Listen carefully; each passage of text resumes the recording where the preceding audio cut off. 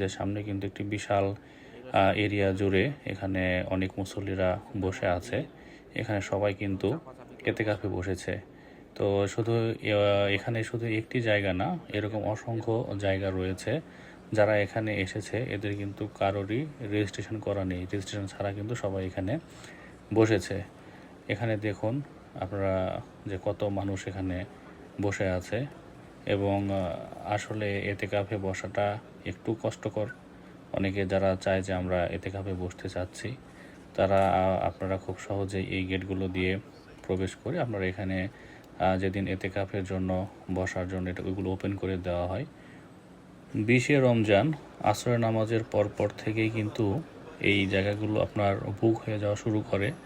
কারণ শুধু এখানে বাংলাদেশ থেকে না, বিশ্বের বিভিন্ন প্রান্ত থেকে কিন্তু মুসলমানরা আসে এতেকাফে বসার উদ্দেশ্যে। তো আপনারা যারা এখানে এতেকাফে বসতে চাচ্ছেন